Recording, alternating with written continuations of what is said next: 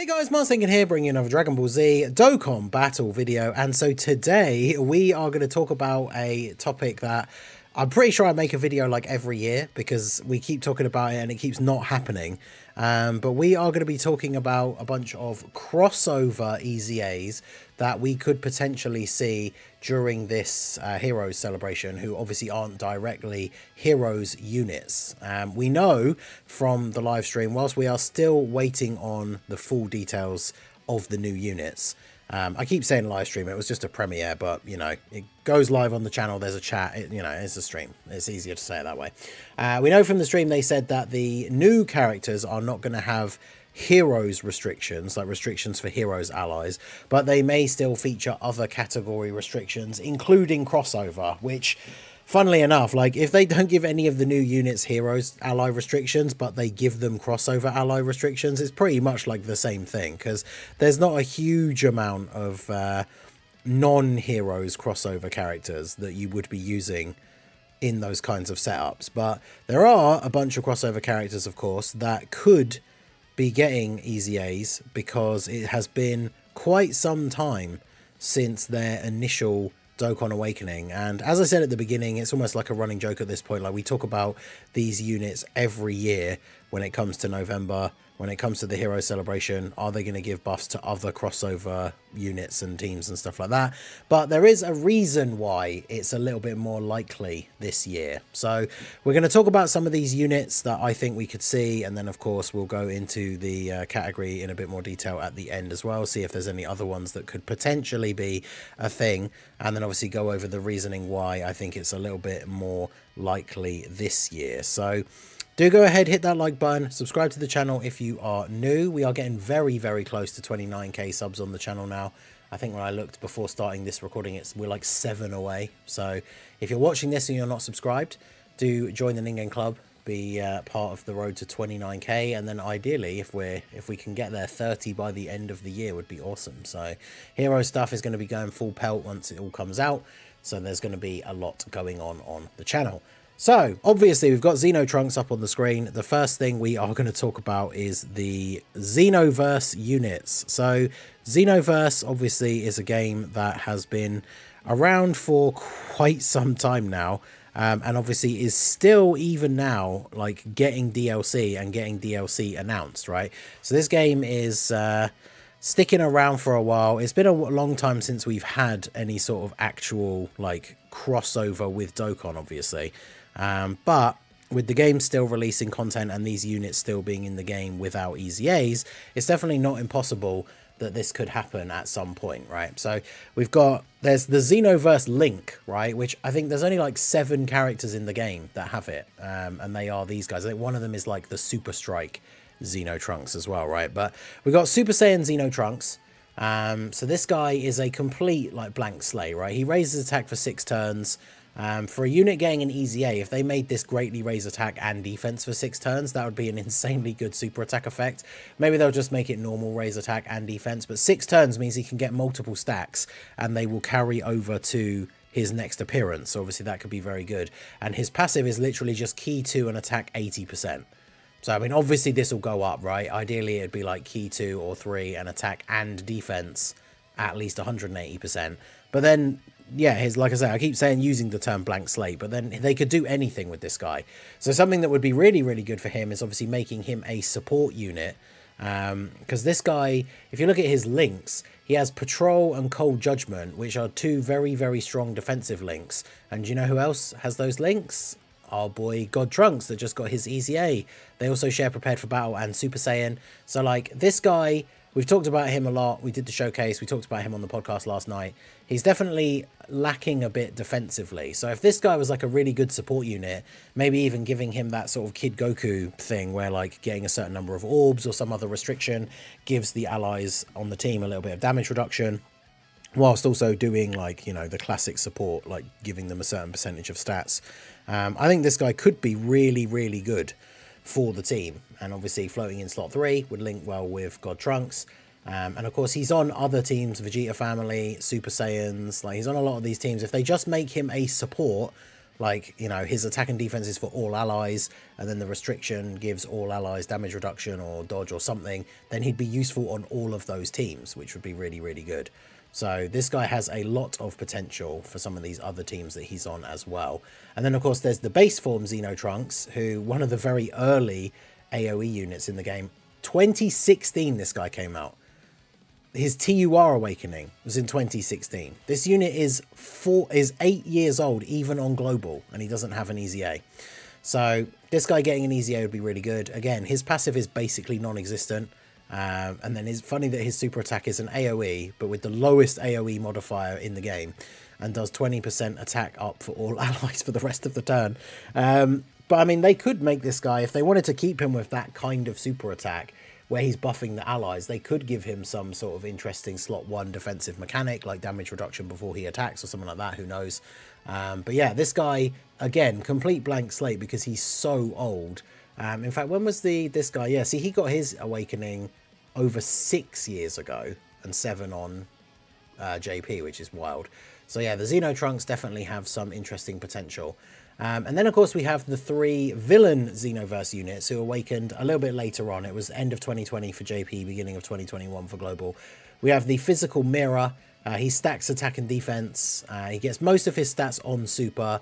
All of these guys got buffs when the team was basically all extreme.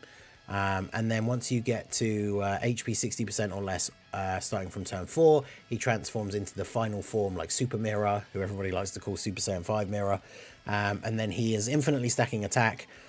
He still gets most of his stats on super, has a chance to additional, and again gets buffed with extreme allies on the team.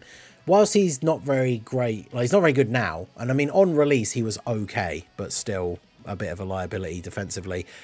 This is a guy that definitely has a lot of potential for being decent, right? Like because the problem is transforming too early was not great for this guy, but as it's not an active skill, this condition can change. Because he stacks, which, you know, if they make this like greatly raise, be able to not transform super early by accident, I think would be good. This guy could get some decent stacks, transform, then he's still stacking attack, make his chance to be an additional super higher, maybe even throw in, like, to make this guy super good, you just give him like a guaranteed additional super, and then you could give him a restriction, or give him the restriction, maybe make it like high chance or great chance to do an additional super, and then like a guaranteed additional super when all allies are extreme or something like that. And then this guy could definitely end up looking pretty good as long as he's raising attack and defense. He doesn't have to stack defense as well, as long as it's like raise defense for 1 turn. This guy could be very, very good. And then, of course, Toa is just like your classic support unit. She seals, which obviously can be useful in certain events, but she gives all allies 3 key and then attack and defense 5% per extreme class ally on the team. So on a full extreme build, including both the leaders, she gives 35% attack and defense, and then she gets attack and defense 100% when all allies in the same turn are extreme. So again, has to be run on a full extreme setup, otherwise she basically doesn't have any stats. But with an easy A, ideally, of course, you would give her start of turn stats, still get the buff with a full extreme team, and then ideally, you know, she'd want some kind of defensive mechanic, whether it's dodge or something like that, or, you know, raising defense on super. As a support unit, I wouldn't expect her to become like insanely tanky with an easy A, but definitely give her some form of defensive mechanic. Some of the other Toa units have like a heal ability when you drop below a certain amount of HP, which would obviously be quite cool as well. But yeah, definitely a lot of potential for her. And then we have the Demigra. So this guy, obviously the last boss of the first Xenoverse game, and he does have the giant form. So he just has stats, extra stats when all allies are extreme, chance to stun in his passive, and in his super attack effect, and then he has a high chance to become giant form when HP is 60% or less.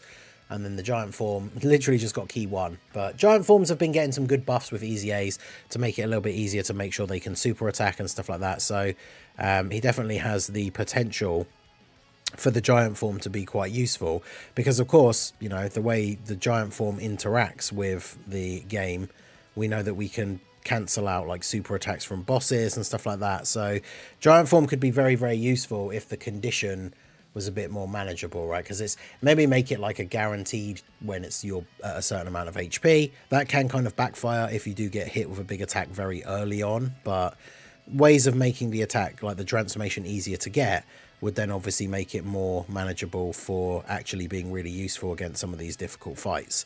But yeah, this guy has a lot of potential as well. Giant form characters can always be good. And of course, you know, we got the new Demigra coming out as well. So these guys will probably share a lot of links. They're not going to have XENOVERSE. The new Demigra, we don't know whether he'll awaken with the event medals, whether he'll have Fierce Battle or Shattering the Limit.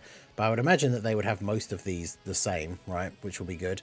So the XENOVERSE characters definitely high on the list for units that need to get their EZAs. Like I say, they awakened to TUR over 3 years ago. So definitely would be nice for those to happen. And then, of course, there's a couple of other crossover units. We got the Super Saiyan 3 physical Vegeta. This guy has a lot of potential. His super attack effect, raise attack 50% and defense by 30% for 6 turns, which with the stacks and everything, the number of times you could super like this can get quite good. He's got stats and then gets additional attack and defense and crit chance as he receives attacks, medium chance to guard, and then if you're at 60% or less HP, he has a high chance to guard, and then he has damage reduction when guard is activated. So this guy has a really high potential. Like if you make his chance to guard a little bit better, a little bit easier to get, right? Like he has really, really good potential for being a strong defensive unit for some of these teams. So I definitely would like to see this guy get an EZA. Same with the Tech GT one, they awakened at the same time. On release, this guy was actually quite good. He's got the same sort of super attack effect, additional attack 60 and defense 30 for 6 turns after receiving an attack. Then he builds up attack and defense and crit chance with each attack received as well. Like this guy on release, on the turn where he was fully built up, was actually like pretty decent. So this guy getting an EZA would obviously be very, very good as well. And of course, the other unit that EZA or awakened with them was the Super Saiyan 2 Trunks. Super Saiyan 2 Trunks, much like the Xeno Trunks, has a lot of potential because this guy, rather than like having the potential with that Xeno Trunks who has kind of just nothing going for him and they could do anything, this guy is already a support unit. He gets extra stats and crit chance with crossover allies in the same turn. And then he supports all allies and gives extra support to crossover allies. So this guy with an EZA, obviously depending what the leader skills are going to be for these new heroes units, this guy could be really, really good at supporting the new build for the heroes team.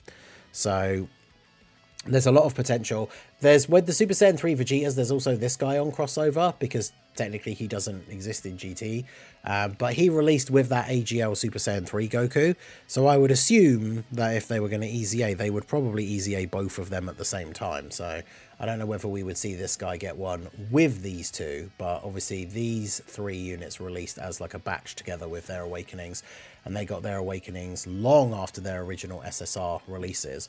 So I did say at the beginning, right, there was a reason why we were speculating about these guys, other than the fact that we do it every single year when the Hero Celebration rolls around.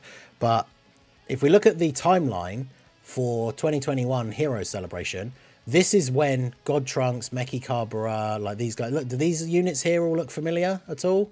So these Heroes units, this is the batch of Heroes units that just got their EZA with this year's celebration, and they were released and awakened into TURs in the exact same celebration, the exact same day as the Vegeta, well, both the Vegetas, and then the Trunks is there as well, right? These guys all awakened at the exact same time as the batch of Heroes EZAs that we just got.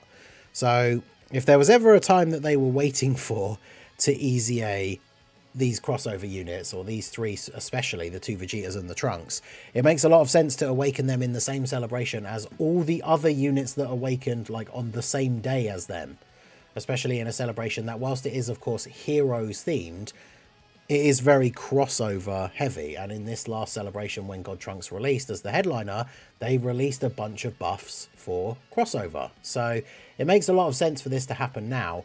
If we take a look at the timeline for when the XENOVERSE Awakenings came out on JP, they came out in November, but the year before, they came out with the Marseillan EZA, and then obviously not long after that, we got the Hero Celebration again. So these crossover unit awakenings are very much tied in with November celebrations and releasing around the time of the Hero Celebration. I know we say that every year, but like I say, with the XENOVERSE characters, they're older, so at this point, they should have just Easy Aid by now. But with these Vegetas and the Trunks, they all released in the same celebration as the Heroes units that just got their Easy A's. So rather than just being completely like cope baseless speculation, it does make a lot of sense for these guys to be getting an Easy A in this celebration. And like I say, you know, we're getting a new Demigra, which could be very interesting. The awakenings for the Gotenks, or sorry, the Easy A's for the Gotenks and Gohanks, want them to have a Super Saiyan 3 ally, and there's not a lot of meta relevant Super Saiyan 3 units on the Heroes or crossover team anymore, so these guys getting Easy A's would be really good as well. Of course, there is the opportunity for like the STR Super Saiyan 3 Vegeta Super Easy A. If we take a look at the crossover category, we got the free-to-play 18 that came out with 21. Obviously, she's going to be a year old in December, so maybe she'll get an Easy A towards the end of this celebration. That would be kind of cool. But yeah, STR Super Saiyan 3 Vegeta, very much anticipated Super Easy A. Imagine they give him a Super Easy A, and they Easy A the two Super Saiyan 3 Vegetas that we talked about, along with the Trunks. That's a lot of buffs for the Super Saiyan 3 category with the Gohanks and Gotenks Easy A's, even though, you know, they're not particularly great, those other Easy A's, but that would be very, very good. And then, yeah, when we look at crossover, I think most of these units that are in here now either have Easy A's or are like the Arale units, who potentially are just never, ever coming back. I don't know what's going on with that, but imagine they dropped... It wouldn't make sense to do that before the Vegeta one, but imagine if they dropped like Super Saiyan 3 Broly Super Easy A, or Super Saiyan 3 Bardock. Super Saiyan 3 Bardock Super Easy A has the potential to be insanely good, considering he's a support and gets extra boosted by Power Beyond Super Saiyan, like allies. He would be incredible with an Easy A, as long as they don't fumble it, obviously. But I think we're a while away from seeing full-on category leaders get Super Easy A's, but very much would like to see Super Saiyan 3 Vegeta get a Super Easy A during this celebration. So let me know what you guys think down below in the comment section. Is it all cope, or are we finally going to get the Easy A's for these Xenoverse units that have been in the game for a very, very long time as TURs and just left completely untouched? I mean, on, like, we talk about them being 8 years old, that's on global. They came, this guy got his TUR awakening in August on, oh sorry, 6 years old, right? He's 7 years old on JP, like just over. So these units are super old. Will they ever touch them again? I don't know. Will they wait until like an actual, there may be another Xenoverse crossover, which I don't necessarily think is something that's going to be coming, right? How many Xenoverse DLCs have released since the last time there was a Xenoverse crossover for Dokkan? But I guess we will just have to wait and see. So let me know all your guys' thoughts on this down below in the comment section. What would you like to see from these guys' awakenings if they are going to get them? Let me know all of your thoughts down below. So that is going to be it for the video, guys. This has been the Masked Ningen. Smash that like button, subscribe to the channel if you are new, check out all the links down below, and I will see you all again soon. Have a good one.